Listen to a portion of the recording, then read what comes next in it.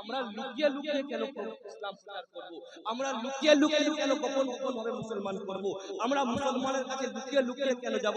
আল্লাহু আকবার কবীরা। যখন হযরত আবু বকর সিদ্দিক বললেন, রাসূল পাক বললেন, ঠিক আছে ঠিক আছে, চিন্তা করো না, আজকে চলো মক্কায় যাব, মক্কায় গিয়ে সেখানে আমরা ইসলাম প্রচার করব। আল্লাহু আকবার কবীরা।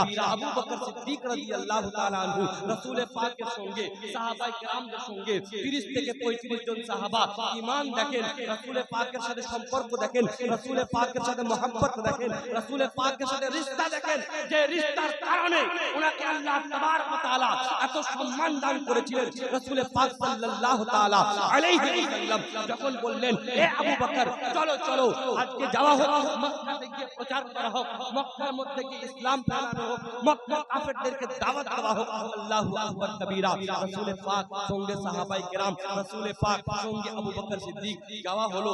মক্কায় গিয়ে যখন ইসলামের প্রচার শুরু হলো, মক্কায় গিয়ে যখন ইসলামের বাণী চালানো শুরু হলো, ইসলামের প্রচার শুরু হলো। আল্লাহু আকবার কবীরা। মক্কার চারপাশের কুফার ও মুশরিকরা, মক্কার চারপাশের কাফিররা ঘিরে ধরলো। ঘিরে দেওয়ার পর বলল, এখানে এইগুলো চলবে না, এখানে লাখ লাখ পূজা হয়, এখানে ভূতের পূজা হয়, এখানে আল্লাহকে মানা যাবে না। যদি তোমরা আল্লাহর প্রচার করো, যদি তোমরা দ্বীনের প্রচার করো, তোমাদেরকে এখান থেকে তাড়িয়ে দেওয়া হবে, বের করে দেওয়া হবে। আস্তে আস্তে মাজমা বাড়তে লাগলো, ভিড় বাড়তে লাগলো, মানুষজন জড়ো হতে লাগলো। কাফের ও মুশরিকরা এসে আক্রমণ করলো।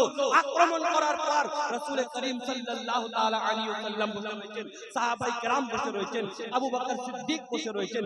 একের পর এক সাহাবায়ে কেরামদের উপর মার চালু হলো, আক্রমণ চালু হলো। এত মার মারা হলো, এত আক্রমণ করা হলো, এত জুলম করা হলো। আবু বকর সিদ্দিক বেহুশ হয়ে গেলেন। আবু বকর সিদ্দিক বেহুশ হয়ে গেলেন। যখন বেহুশ হয়ে গেলেন, ওনাকে তুলে নিয়ে যাওয়ার মতন কোনো লোক ছিল না, ওনাকে তুলে নিয়ে যাওয়ার মতন কোনো লোক ছিল না, বাঁচাবার মতন কোনো লোক ছিল না, সাহায্য করার মতন কোনো লোক ছিল না। আল্লাহু আকবার কবীরা। রাসূল পাকের সাথে নিসবত দেখেন, রাসূল পাকের প্রতি ভালোবাসা দেখেন। আবু বকর সিদ্দিক বেহুশ হয়ে গিয়েছে, আবু বকর সিদ্দিকের জ্ঞান নেই। আবু বকর সিদ্দিক রাদিয়াল্লাহু তাআলা আনহু, ওনার এমন অবস্থা, উনি কথা বলতে পারছেন না, কিন্তু ওনার লোকেরা, ওনার কাবিলার লোকেরা যখন হযরত আবু বকর সিদ্দিক রাদিয়াল্লাহু তাআলা আনহুকে নিয়ে গেলেন, নিয়ে যাওয়ার পর ঘরের মধ্যে রাখলেন।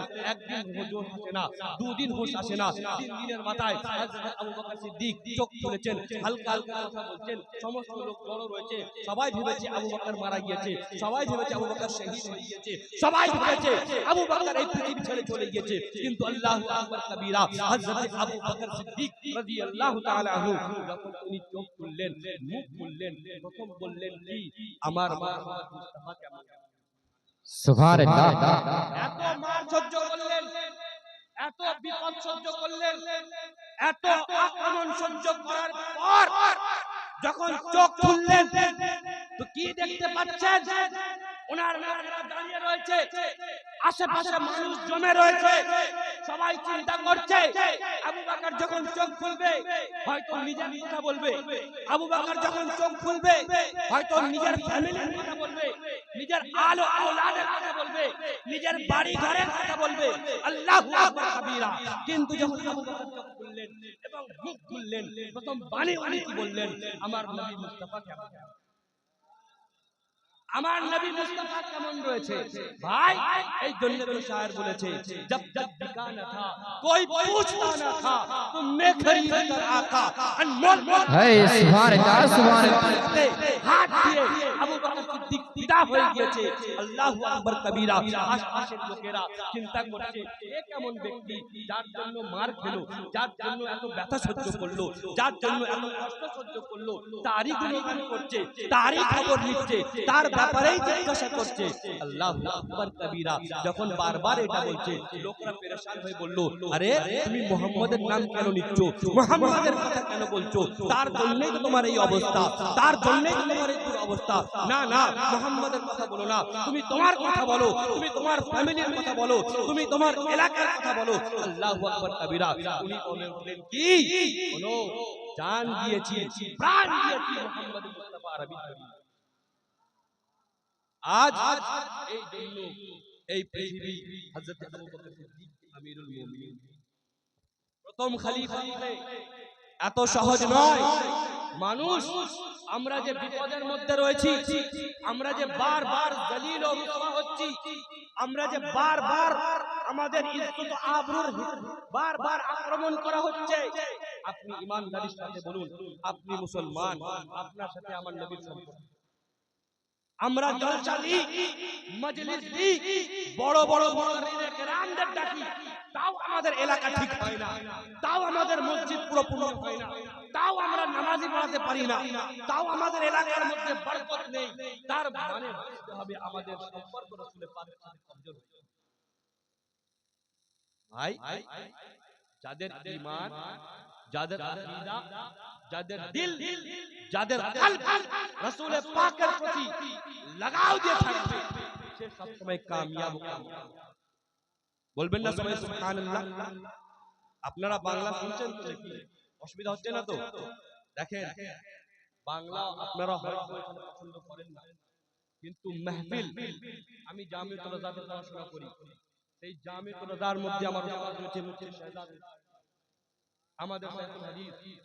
উনি হাদিস পড়ান, আর উনি একটা কথা বারবার বলেন, নিজের এলাকায় নিজের ভাষায় ইসলাম, নিজের এলাকায় নিজের ভাষায় ইসলাম প্রচার করো, তাতে ওদের বুঝতে সুবিধা হবে, তাদের ওদের বুঝতে সুবিধা হবে। জলসা মজার জিনিস নয় যে বক্তা আসবে, নারা লাগাবো, খুব মজা হলো, শায়েরে ইসলাম আসবে, নাত পড়বো, খুব মজা হলো। জলসা ইসলামের মধ্যে এই জন্য তৈরি করা হয়েছে যাতে নওজওয়ানরা নেশা ছেড়ে মসজিদে আসে, বয়স্করা গোনা ছেড়ে মসজিদে আসে। জলসা এই জন্য করা হয়েছে যাতে সবাই আশিকে মুস্তাফা। सुभान अल्लाह, नारे तकबीर, नारे तकबीर, नारे रिसालत। ভাই আসুন আপনাদেরকে সাহাবায়ে কেরামদের ঘটনা বলি। সাহাবায়ে কেরামদের ঈমান কেমন ছিল, আর আজ আমাদের বিপদ কেন হয়? কোরআন বলছে, ওমা আসাবাকুম মিন মুসিবাহ ফাবিমা কাসাবাত আইদিকুম। যত মুসিবত আসে আমাদের উপর, যত বালা মুসিবত আসে আমাদের উপর, এমনি এমনি আসে না, এইগুলো আমরা নিজের হাত দ্বারা করি। আমাদের কর্মের ফল আমরা যা কর্ম করব সেটাই আমাদের ফল। ভাই 313 জন ছিল, 1000 কাফের ভয় পেত। রাজরানের তরিকত 1000 জন ছিল, 1 লক্ষ মানুষ ভয় পেত। 1 লক্ষ জন ছিল, কোটি কোটি মানুষ ভয় পেত। আজকে 25 কোটি মুসলমান, কিন্তু আমাদেরকে দেখে মানুষ ঠাট্টা করে, কেউ টেররিস্ট বলে, কেউ আতঙ্কবাদী বলে, কেউ উগ্রবাদী বলে। তার কারণ কি? আমরা শরীয়তের মুস্তাফাকে ছেড়ে রাসূলের পাকের মোহাব্বতকে ভুলে গিয়েছি, রাসূলের পাকের শরীয়ত থেকে দূরে সরে গিয়েছি। সেই কারণে আজকে আমাদের এই দুর্দশা। হাদিসে পাকের মধ্যে একটা ঘটনা বর্ণিত রয়েছে, হযরত মুসআব বিন উমাইর রাদিয়াল্লাহু তাআলা আনহু। সুবহানাল্লাহ, জোরে বলুন সুবহানাল্লাহ। হযরত মুসআব বিন উমাইর একজন সাহাবী রাসূল, একজন সাহাবী রাসূল, কিন্তু সাহাবী হওয়ার আগে, ইসলাম আনার আগে, মুসলমান হওয়ার আগে ওনার অবস্থা কেমন ছিল, ওনার কন্ডিশন কেমন ছিল, ওনার স্ট্যাটাস কেমন ছিল, ওনার পরিস্থিতি কেমন ছিল। আসুন আপনাদেরকে বলি, হযরত মুসআব বিন উমাইর রাদিয়াল্লাহু তাআলা আনহু, ওনাকে বলা হতো কুরাইশদের মধ্যে সবথেকে নওজওয়ান এবং পয়সাওয়ালা ছিল। আপনাদের জানেন না ইন্ডিয়ার মধ্যে সবথেকে পয়সাওয়ালা কে? জানেন, নাম জানেন? ইন্ডিয়ার মধ্যে সবথেকে পয়সাওয়ালা আম্বানি। তাই ইন্ডিয়ার মধ্যে সবথেকে পয়সাওয়ালা, জোরে বলুন, আম্বানি। তো কুরাইশদের মধ্যে, আরবদের মধ্যে বেশিরভাগ পয়সাওয়ালাদের মধ্যে একজনের নাম ছিল মুসআব বিন উমাইর। মুসআব বিন উমাইর উনি এত ধনী ছিলেন যে ওনার ড্রেস, ওনার কাপড় মুলকে ইয়েমেন থেকে সেলাই হতো। উনি এমন আতর লাগাতেন যে ওনার আতরের খুশবু যখন উনি ঘোড়ায় চড়ে বের হতেন এলাকার মধ্যে ছড়িয়ে যেত, আর মানুষ বলতো মুসআব বিন উমাইর। উনি একমাত্র একটা বাবার সন্তান, একজন আওলাদ। ওনার মা ওনাকে খুব ভালোবাসতো, খুব প্রেম করত, খুব মোহাব্বত করত। মুসআব বিন উমাইর নওজওয়ান ছেলে, নওজওয়ান, ঘোড়ার উপর সওয়ার হয়ে যখন মক্কায় আসতো, ঘোড়ার উপর সওয়ার হয়ে যখন মক্কার গলি দিয়ে আসতো, মানুষেরা দেখতো যে হ্যাঁ কোন বড় বাপের। এই মুসআব বিন উমাইর সেই মুসআব বিন উমের রাস্তা দিয়ে যাচ্ছেন, রাসূল পাকের দিদার রাসূল পাকের দিদার হয়ে গেছে। আমি কি বললাম, जिसको हो दर्द का मजा नाज़े दवा उठाए, যার দিলের মধ্যে ইশকে মুস্তাফার বাতি জ্বলে গিয়েছে সে আর অন্য কিছু করবে না। बेशक बेशक রাসূল পাকের প্রেম কেটে গিয়েছে, দুনিয়াবি প্রেম তার কাছে কিছু নয়।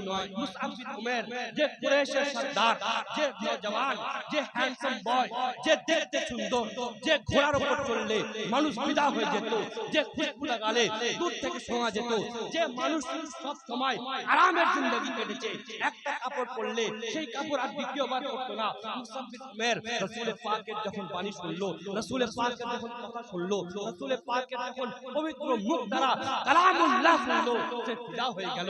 ফিদা হয়ে যাওয়ার পর রাসূল পাকের প্রতি ভালোবেসে রাসূল পাকের উপর কালমা পড়ে, सुभान अल्लाह কালমা পড়ে নিল, লা ইলাহা ইল্লাল্লাহ মুহাম্মাদুর রাসূলুল্লাহ পড়ে নিল। যখন কালমা পড়ে নিল, ঘরের মধ্যে এলাকার মধ্যে খবর হয়ে গিয়েছে মুসআব বিন উমের মুসলমান হয়ে গেছে। এলাকার মধ্যে চর্চা হচ্ছে মুসআব বিন উমের মুসলমান হয়ে গিয়েছে। মা একমাত্র সন্তান, মা একমাত্র ছেলে, মা চিন্তা করছে আমার ছেলে কিভাবে আমার ধর্মের বিরুদ্ধে যেতে পারে, আমি তো অন্যজনকে মানি, মুসআব আমার সন্তান, সে কি করে মুহাম্মাদের খোদাকে মানতে পারে। নিজের ছেলেকে ডাকলো, ডাকার পর বলছে, এ মুসআব বিন উমের, তুমি আমার একমাত্র সন্তান, তোমাকে আমি ভালোবাসি। এই রাজপ্রাসাদ, এই গাড়ি, এই রাজপ্রাসাদ, এই ঘোড়া, এই আতর, এই ড্রেস, এই সব কিছু তোমার জন্য রয়েছে। এইগুলো তুমি তার মালিক, তুমি মুহাম্মদকে ছেড়ে দাও, মুহাম্মাদের খোদাকে ছেড়ে দাও, মুহাম্মাদের খোদাকে তর্ক করে দাও, আমি তোমাকে এইগুলো সব দিয়ে দেবো। তোমাকে আমি খুব ভালোবাসি, ছোটবেলা থেকে তোমাকে মানুষ করেছি, ছোটবেলা থেকে তোমাকে নাচ দিয়ে মানুষ করেছি। এ মুসআব বিন উমের, তুমি এইগুলো ছেড়ে দাও। আল্লাহু আকবার কবীরা, जिसको हो दर्द का मजा नाज़े दवा उठाए क्यों। ভাই আমার, মুসআব বিন উমের বলছেন, আম্মা জান আপনার জন্য আমি এই দুনিয়ায় এসেছি, আম্মা জান আপনার জন্য আমি এই পৃথিবীতে এসেছি, আম্মা জান আপনি আমাকে বড় করেছেন, আম্মা জান আপনি আমাকে সব কিছু দিয়েছেন, আম্মা জান আপনার জন্য আমি দুনিয়াতে চোখ খুলেছি। কিন্তু খোদার কসম করে বলি, মুহাম্মাদের যখন গোলাম হয়ে গেছি, আমি মনে করি সমস্ত সুখ একদিকে রাসূল পাকের গোলামি। सुभान अल्लाह नारे तकबीर नारे तकबीर नारे रिसालत नारे रिसालत नारे हैदरी नारे हैदरी नारे तकबीर नारे रिसालत। ভাই যখন আপনি ভালোবাসবেন, ভালোবাসা কিন্তু পরীক্ষা, তাই না? কাউকে যদি আপনি ভালোবাসেন, দেখবেন ঘরে অনেক প্রবলেম হয়, কেউ রাজি হয়, ঘরে অনেক প্রবলেম হয়, তো